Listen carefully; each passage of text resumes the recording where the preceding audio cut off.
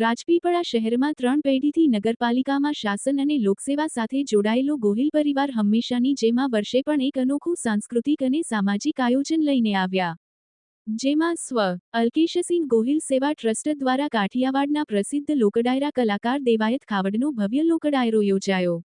આ લોકડાયરામાં સંસ્કૃતિ, સંગીત અને સમાજ પ્રતિ પ્રતિબદ્ધતા સાથે યુવાનોમાં વ્યસનમુક્તિનો પ્રેરક સંદેશો આપવામાં આવ્યો.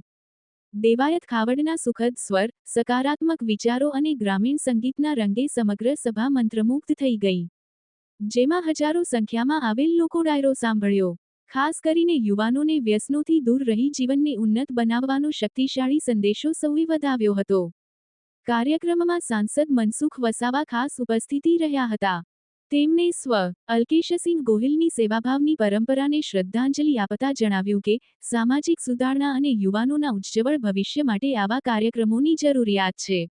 ગોહિલ પરિવારની જનસેવાની પરંપરા અને શહેરના વિકાસ માટેના યોગદાનની પ્રશંસા પણ કરી. રાજપીપળા શહેરના મોટી સંખ્યામાં રહીશો, મહાનુભાવો, યુવાનો અને મહિલા વર્ગએ ઉત્સાહભેર હાજરી આપી લોકડાયરાનો આનંદ માણ્યો.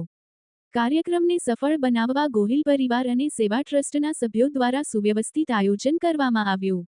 દીપક જગતાપ, ન્યૂઝ 14 નર્મદા.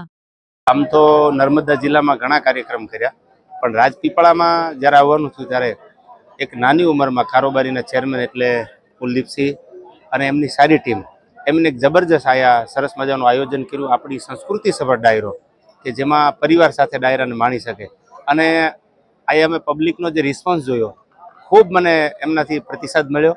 ખૂબ મને એમ હતું કે સૌરાષ્ટ્રમાં ડાયરા થાય છે, પણ એવો જ એક માહોલ મને સૌરાષ્ટ્ર જેવો જ માહોલ લાગે છે.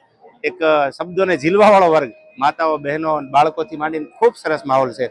અને આપણી સંસ્કૃતિ સભર આપણા સનાતન ધર્મની વાત કરવા માટે આવ્યો છું. ખૂબ રાજીપો વ્યક્ત કરું છું કે આવા નવા સારા કાર્યક્રમો એક આવા નાની ઉંમરના આજના યુવાનો આમ તો રાજકીય ક્ષેત્રમાં છે, પણ એક સારા કામો કરતા રહે અને આપણા સનાતન ધર્મને આગળ વધારતા રહે એવી અપેક્ષા સાથે જય શ્રી રામ. હવે એ વિષય તો આમ જોવા જાય તો રાજકારણનો છે, એટલે આપણે એ રાજકારણ ઉપર જ છોડી દઈએ, કારણ કે આપણો માહોલ ડાયરાનો છે. તો આપણે બસ યુવા વર્ગને એટલું સાહિત્યકાર તરીકે ચોક્કસ કહીશ કે આપણે યુવા વર્ગ આજનો એ બધા વ્યસનથી દૂર રહે, અને વ્યસનથી દૂર રહેશું તો આપણો ધર્મ, આપણો દેશ, આપણી સંસ્કૃતિ આ બધાને આપણે બચાવી શકશું. એના માટે સરકાર પણ ખૂબ મહેનત કરે છે અને આગળ ઉપર પણ એનું સારું રિઝલ્ટ મળશે.